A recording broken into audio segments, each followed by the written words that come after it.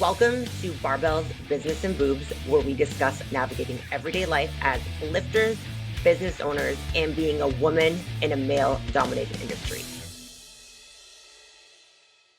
Hey, how Hi, you doing? I'm doing good. I was laughing because you sent over the outline for today's episode, and I was like, perfect. I'm kind of going through what I went through a couple years ago again, so perfect time to discuss. Yeah, so for everyone listening, this is, I don't even know what date it is. It's October 29th. Very end of spooky season. And I saw Brittany the other day post, because you're really, really good at being raw and like posting as you're going through it and like really reflecting um, on life and lifting in general. And you posted something that really resonated with me and actually really intrigued me. So tell us a little bit about what inspired you to post what you posted and what it was all about. Yes. So if you're listening, just scroll down to the show notes. You can click and see the post.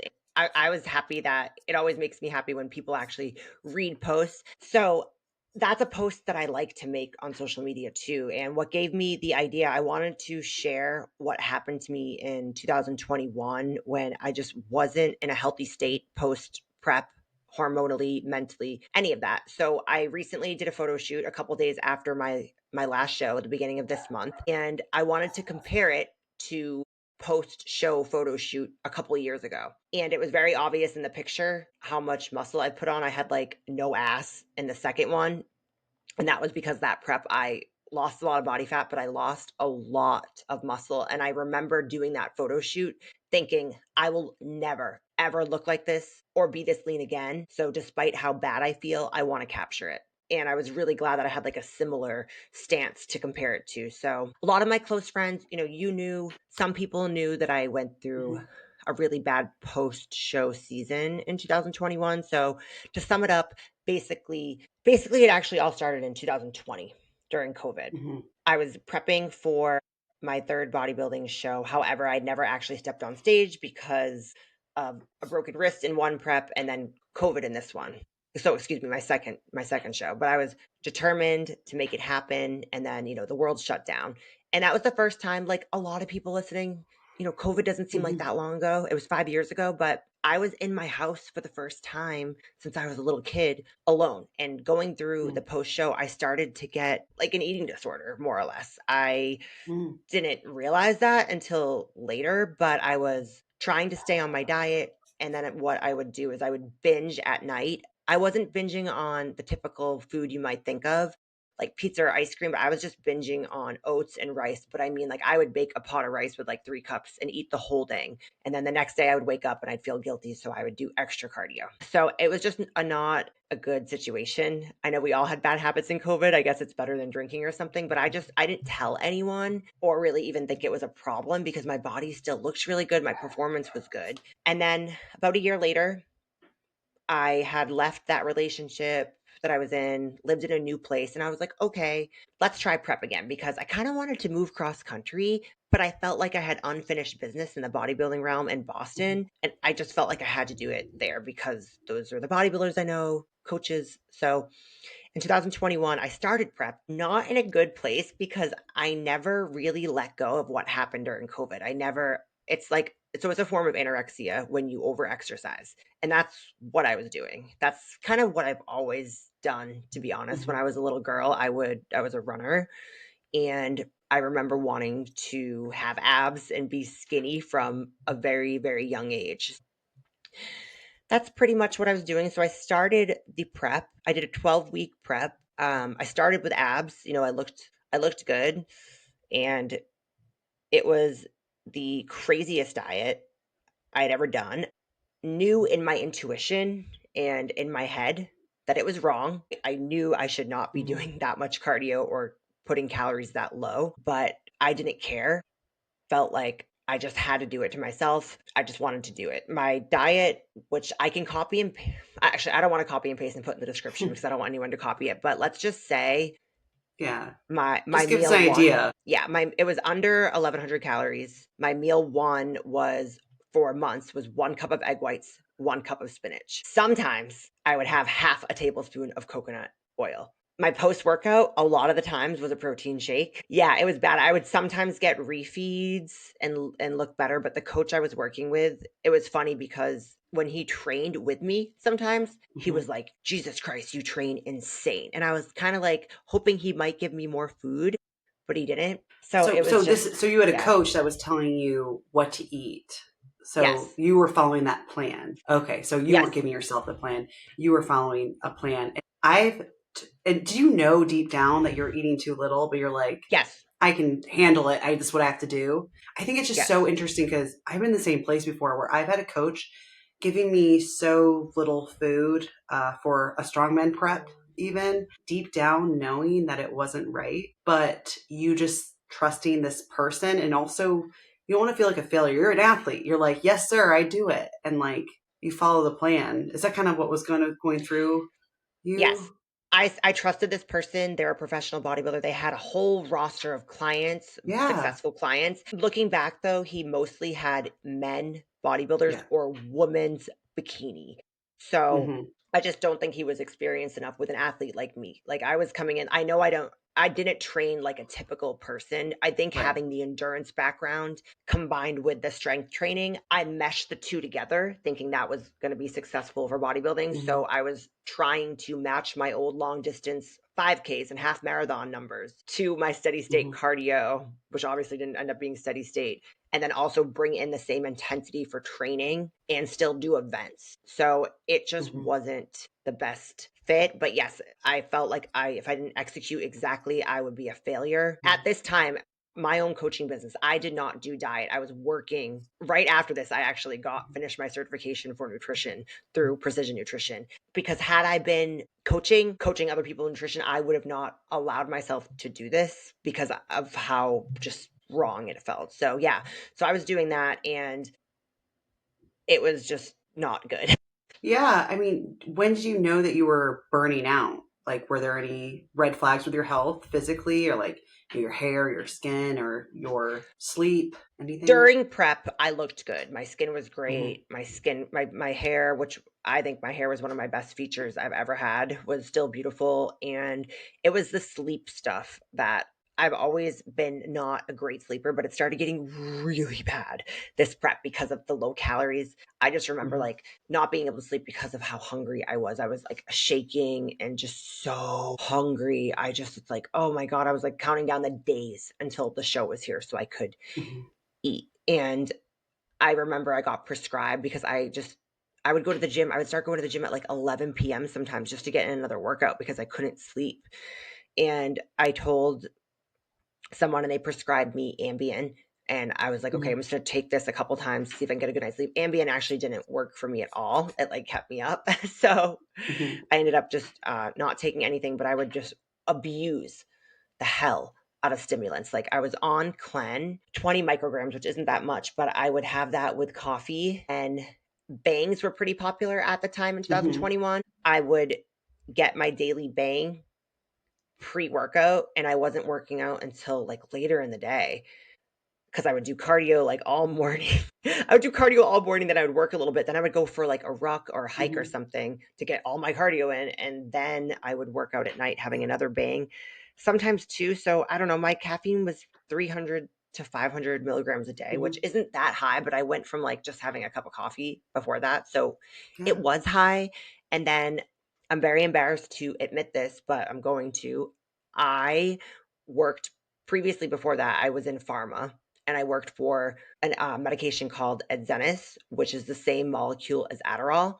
And sometimes I would do that. I would say like twice a week, I would take that. And I am very embarrassed to admit that because I know how detrimental that is to your health. It's basically taking meth. So I was doing that. So obviously my adrenals, I knew they were going to be shot, but I didn't Hmm. care. Every free moment I had, because I lived alone, it was just me and Rosie, I would visualize what I was going to look like on stage. And to me, that was something that I was just going to do once in my life because I had a really big, deep emotional wound from when I was in an abusive relationship. He was a bodybuilder and he said, like, you don't have what it takes to compete. Like, you're just a strong man. Hmm. You like food too much. And that just hurt my ego. And I was like, I don't care like, I'm going to do this. Yeah. So it was just kind of young and dumb and Right. naive. Well, yeah, and also, I mean, any type of athlete like us are obsessive in a certain way, have the obsessive tendency, whether it's obsessive thoughts, and that can takes us really far, right? Like, I feel like, right now, like, I'm very obsessive, so sometimes it's obsessive thoughts about the business, sometimes about the competing or about the food. So whatever that focus is, I'm kind of, I guess projecting on you.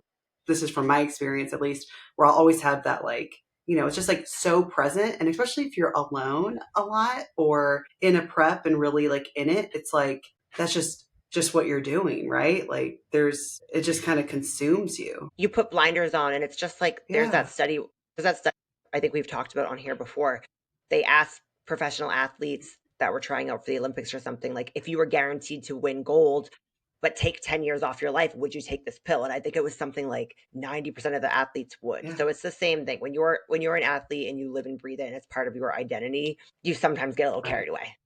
So how was your physique during this time? Like, when you did the show, were you happy with your physique? Did you lose any muscle mass, or, you know, uh, tell us about kind of the result of that prep? I got lean. I definitely got Uh-huh. very lean. I definitely lost muscle looking back. I don't remember my exact weight.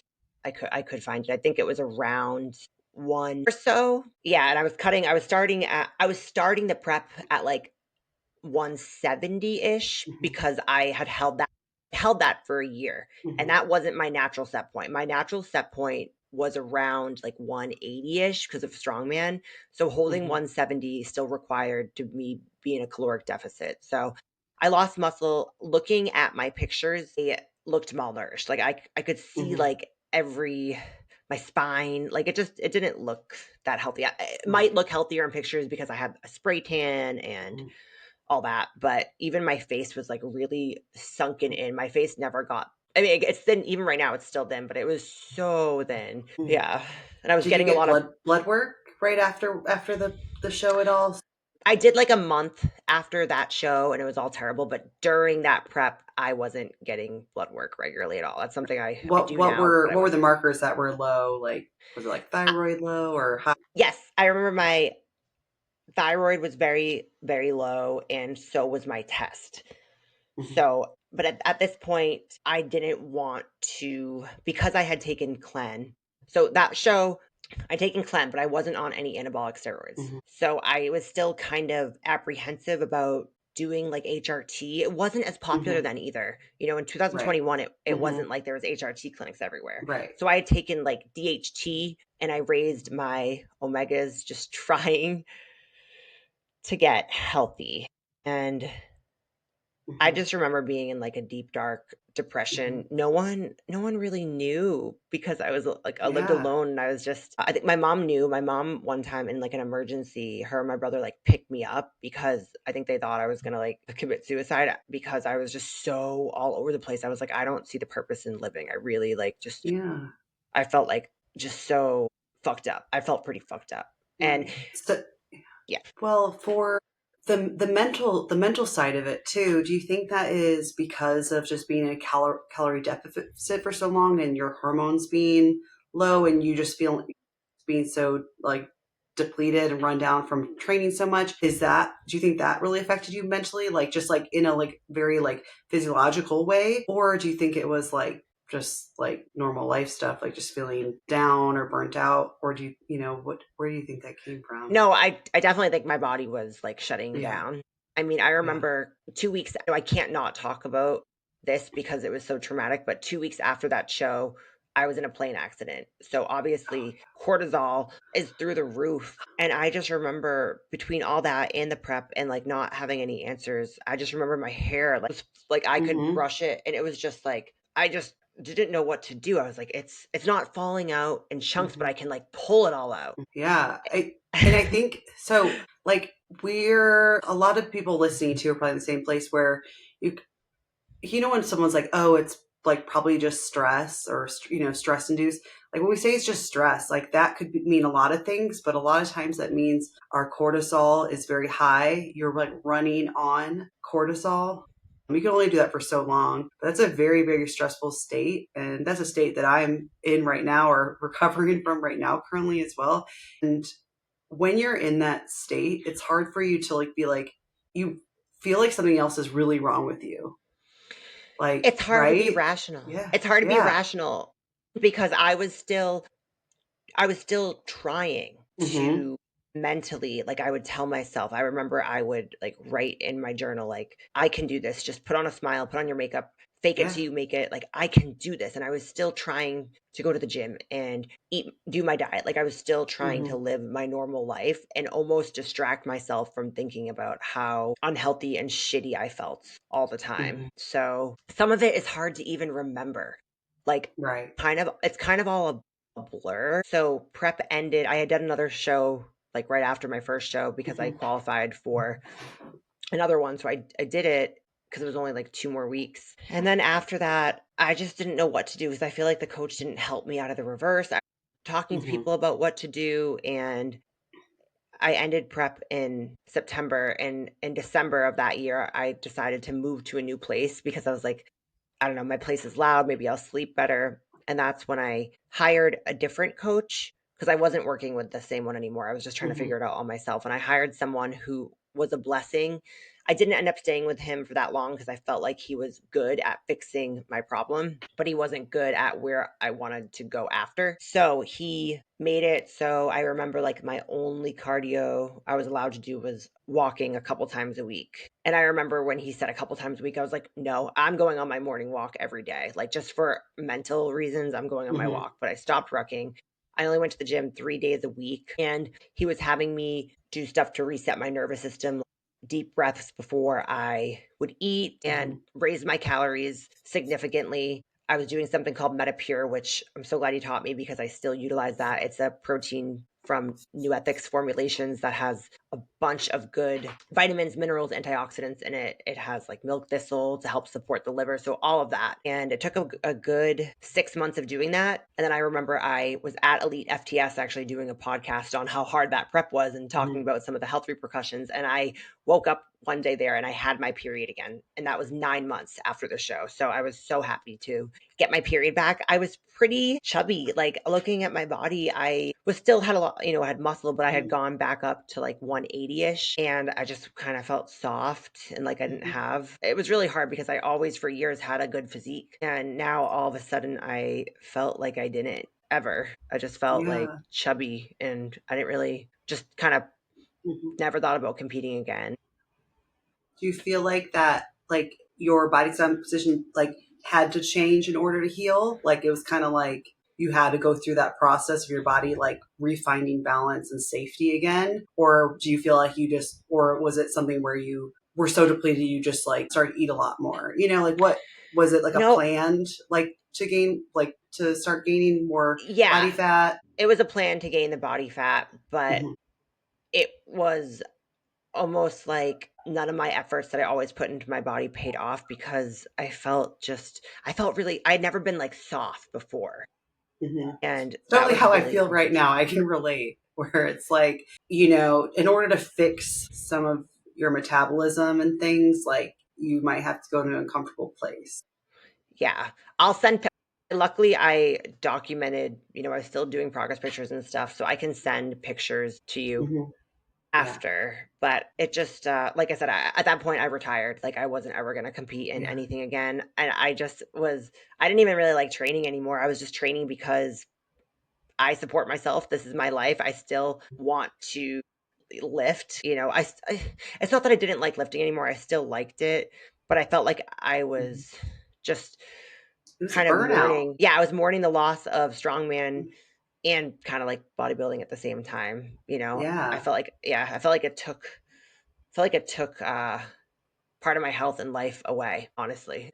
But I didn't Yeah. want to badmouth it. I wasn't really talking about it because I didn't want to badmouth it because I Right. knew some people had other experiences. So, Well, I know that you said it took you like 2 years for your hormones to totally recover. What were you doing within those 2 years? so within those 2 years, like I said, I kind of retired. I moved cross country a couple times, so I kept Hmm. having those cortisol spikes. But what I actually did was I started to accept that I was retired and I no longer was going to compete. So I should live my life more normal. So I stopped tracking my food. Like, occasionally I would do it here and there just to make sure I was getting enough protein in, but I stopped tracking. I was going to the gym like 4 times a week. And then I decided that I wanted to stop training upper body just because I wanted to see if I could change the way I looked. But also I was like, well, really, what's the point in training upper if Mm-hmm. I'm not going to compete in bodybuilding? Like I like the way bigger legs looked. So I was like, I'll just work on my legs. And I was not taking any exogenous hormones or thyroid or anything. And I was trying to eat like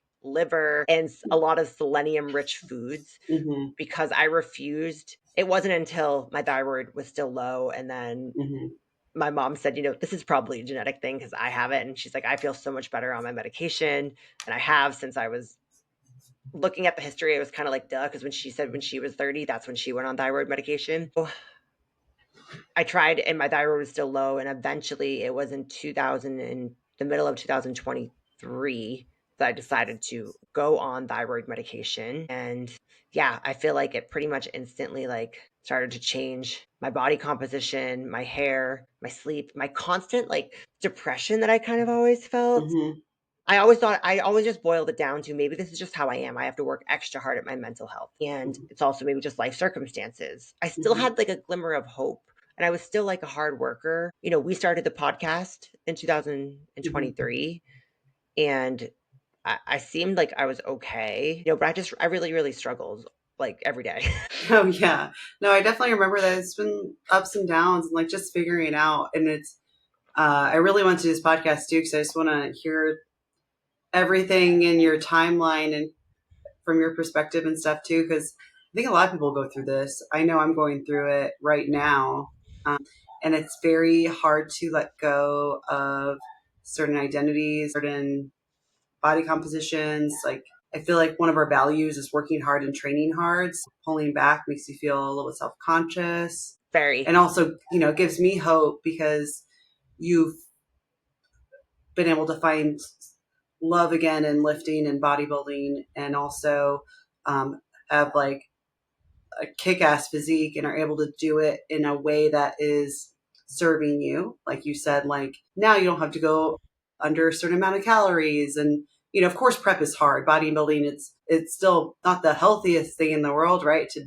diet, but you can do you but you now you came out from the prep and you're way different from post prep, from 2021, right? Like, and now your red flags and how to help yourself out. Like you just know so much more about your body. Your body's so much more responsive to the things that you do. Because I feel like where I'm at right now is my body doesn't respond to the things I do because it's in such a conservative state where it's like, let's just do that. But I think what it boils down to too is like more is not always more and less is not always more too. I think that comes with just experience, really. Yes, that is hands down the hardest part is doing less. Even today, for example, I wrote a new training split 2 weeks ago, and I just kind of knew in my head that today, Wednesday, I now train Monday, Tuesday, Wednesday, Mm-hmm. Friday, Saturday. So my rest days are Thursday and Sunday. But I Mm-hmm. really need an extra rest day today because I'm still sore from Monday. I just got my period, Mm-hmm. and the first period post show is a little rough. My sleep has been pretty terrible. I use an aura ring and I'm not a big data person all the time, but sometimes I take it into consideration because this has been pretty accurate for me. Like it predicted when I was going to get my Mm-hmm. period. And it says like for the past 2 weeks, like my heart rate's been really high. I'm not recovering. And I also have a lot of work demands. So I am going to rest today. And just that's kind of always a mental hurdle to get over Mm-hmm. because I have to tell myself like it feels good to train because it's on my schedule and I want to, but it's more beneficial and more mature to take an extra rest day. And I really have to talk myself through that because it's still hard, especially post show when my physique, I took progress pictures yesterday and I honestly like look better than I did. And I've had more calories, like my legs are more filled out. And so it's just kind of like I need to lose my lines. Like you're not supposed to look like you're bodybuilding stage ready for that long. So, yes, resting is Yeah. definitely hard. So you be able to pull back sometimes, I know that even with your last prep, you'd always tell me that Anthony would tell you like, oh no, you can't do rucking anymore and all that stuff. Be able to pull you back. What else did you change this prep compared to maybe your previous preps, or at least from 2021 is different now? It's like a completely different thing. I feel like one was starving myself and just abusing my body, and one was just slow and steady. Like there's no need to drop 500 calories in 1 week. We do it Hmm. slow and steady. So I like to start now at 20 weeks out, and I'm not actually dieting at 20 weeks out. I'm Right. still at maintenance, but I'm just getting into that routine of making sure I'm eating 6 times a day. Sometimes when you start prep, you actually need to eat more just so you get back on that rhythm and your metabolism is firing. So just getting into the habit. Now, I live life like a bodybuilder 90% of the time. There are some Olympians that are 100%. I could do that. But I have a partner who's also my coach who encourages me not to do that because he doesn't want me to live like a bodybuilder 100% of the time. He doesn't want me bringing my food with me when we go out to eat. He wants me to be able to enjoy a free meal, which I've learned to do, and it's really nice, and it's definitely healthier. And most times if I'm training hard, I can have the extra calories. So that's been good. But yeah, this prep just longer, steadier, healthier, making sure I do blood work the entire time. I made the little mistake of this prep just because of life getting busy. I like to do blood work usually when I'm like a month out, and I didn't do it. Hmm. And we just looked at it the other day, and I definitely could have upped my thyroid medication because I typically like to, I added like a year ago, we added 5 micrograms in the afternoon, and that helped me a lot. And then we took it out in February. And I kind of knew during prep I probably needed it a little bit, but I just didn't get the blood work done. So then I paid for it for a couple days, but now we're good. So I think just constantly monitoring it. If you do want to do bodybuilding or take your health or your physique to a different level, you have to understand that it is an investment. It is expensive and it is time consuming. Prepping your food and exercising and following a plan, that's pretty easy. It's all the extra stuff that you got to do. Getting the Yeah, blood no, work, the supplements, all that. Yeah. no, I totally agree. So, do you think that like since you didn't diet for like 2 years, that kind of helped reset your metabolism, get your hormones back and Yes, and everything? not dieting for 2 years, not only did it help me get healthy again, it also helped me get rid of some of that OCD around dieting and fitness in general and let go of some of those tendencies to overdo it. It was sad. It wasn't necessarily fun, but once I did start dieting and it made it fun because I was able to get results so much easier Hmm. than in my life. Because, like I said, like I kind of admitted in the beginning of the episode, I think I've always been like a chronic over exerciser. It's Hmm. almost like an addiction. So addiction runs very high in my family, and people close to me are addicted to drugs and Hmm. alcohol. And I decided from a young age that I would never do that. I would choose the healthier option, which in the grand scheme of things, it is, but it also can be an addiction. Yeah, and I think too, it's really I've always been a chronic undereater, but I've never been. I've been at underweight, not underweight, but like really skinny some points in my life. But since I've started lifting, not really, not I haven't like and I think it's just interesting because I want people to know that you can be over exercising or under eating and not underweight. I've seen this more and more because I've been always been very confused about my own situation because I'm like, I like rarely get, I'll like rarely ever be able to be under 160 unless I'm like making weight. And that's not like a tiny person, like it's a lean bodybuilder, but there's some girls who don't lift, they're skinny, like running around 130 pounds, right? So, Yeah, they being belong on the confused. dumbbell rack. No, I'm just kidding. Yeah.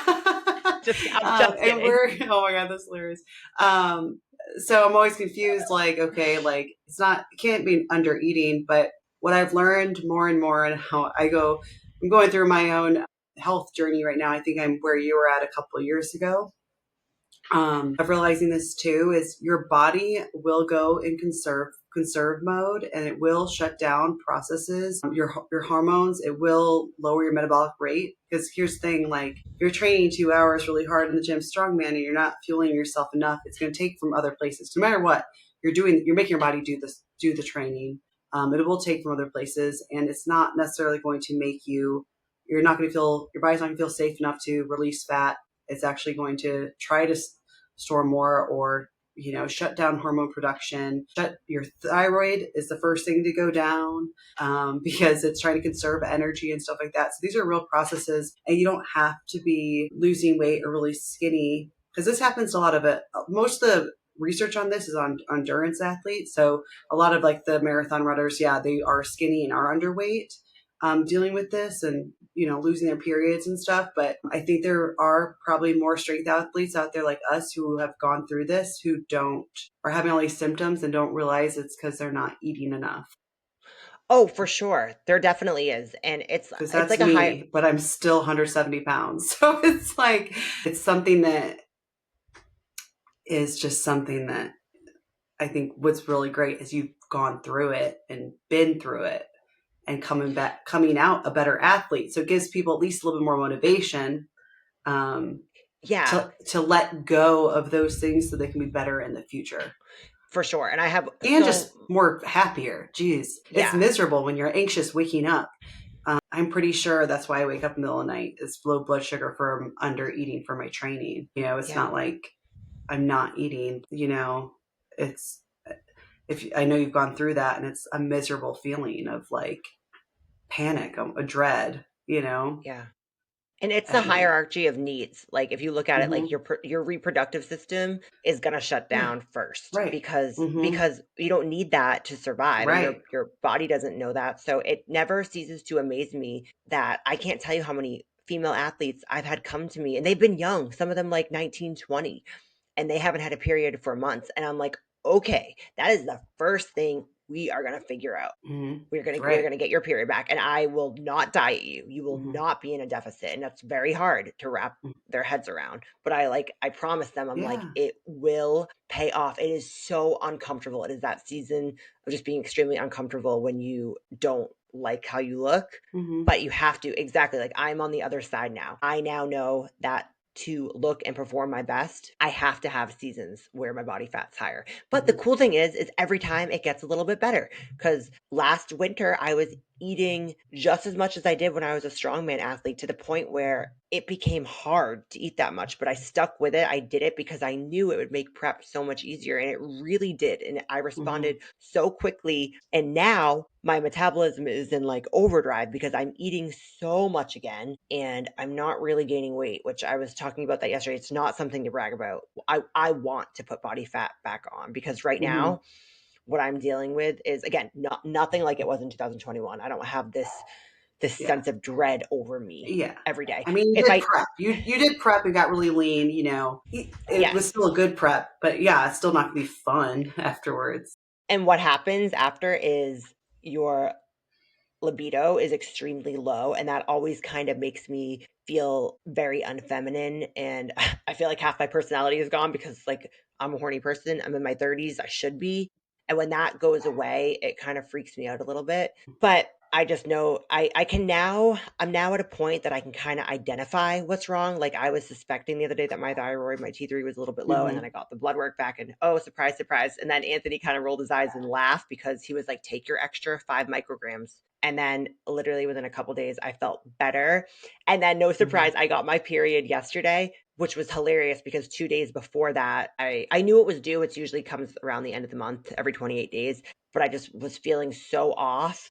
But post show, being that lean, low body fat, hormones kind of Hmm. all out of whack, plus just regular post show feelings.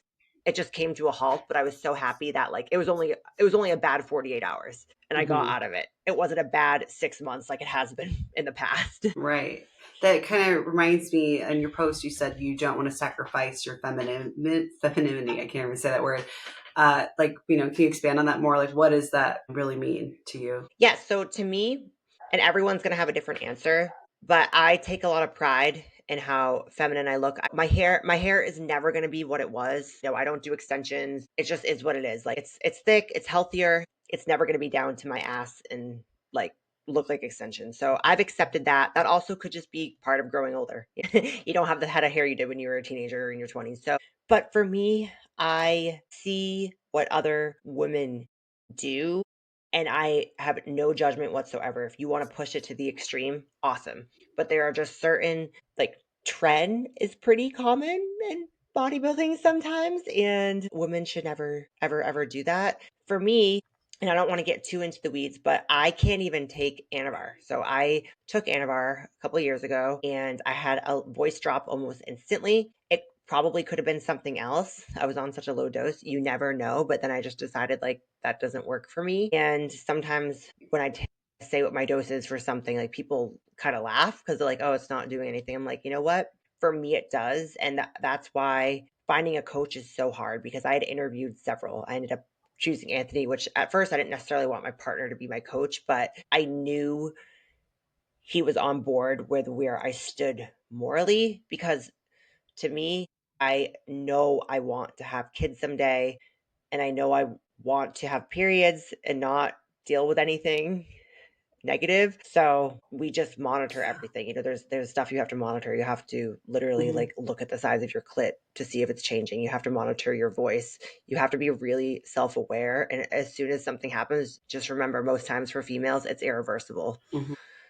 And I Yeah, don't it's want to really, yeah, risk that. yeah. So No, it's really important for you to like say out loud. Like people say, like if you're just careful, or it'll things will come back. Like because I'll every month or so we talked this podcast with Kate Gutwald. I'll have a client that reaches out like, "Hey, Christy, I want to try Inabar," and I'm like, these are things that like once you go in, you don't go back. So you better be sure that you have squeezed all your everything you can out naturally, and you're like really in this for the long haul. And what I think is also to remember is with losing periods, for me, I hate having a period. And I actually was on the Mirena IUD for like 10 years. I didn't have a period for like 10 years and it was awesome. But now that more research is coming out and, because I was put on birth control when I was like 14. So I'm one of those people who like really never had regular periods. Now we're realizing, even if you don't want kids, how important it is to have a menstrual cycle every month. And how it's an indicator of your health overall. If you lose your period, and I think as athletes, even if you're not a bodybuilder, let's say strongman athlete, you're pushing your body to the max, training really hard. Even if you're eating enough, you might still lose your period. You got to be just really careful with that and monitoring that and not get too used to that. I think some people also, it's at least it's getting better now, but used to be like almost like proud of losing their period too, because it means they're lean enough, they're working hard, or they don't want to lose their period or they want to lose their period because it's more so you're not as like seen as maybe like dainty and feminine, like it's, mhm. if you're on your period, and you're in like a male dominated area or something, they might feel, I don't know, Yeah. whatever. Some stigma around it from when we were like 13 and getting made fun of for our periods by boys. I don't know.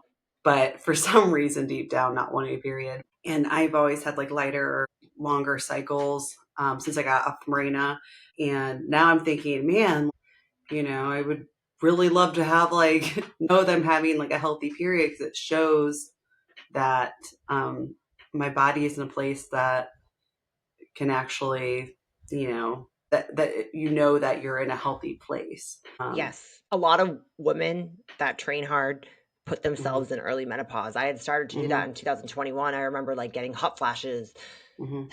and stuff at night. So it's very common. Right. I'm very fortunate, that I was able to get it back because I have some friends and people that haven't had it for years and they don't necessarily seem to care, and that's fine. Like I said, it's your choice. But for me, I know I would like the option to have Yeah. children, and to me it just gives me, as much as I hate periods, it gives me kind of like an ease to know I'm healthy. Like even I haven't lost my period at all during these last two preps, and it's almost a mind fuck because I'm like, am I not lean enough? Why do I still have my period? And I'm like, no, this is good. Like, my reproductive system is still, everything's still working even at this level of body Mhm. fat. So like I'm eating enough.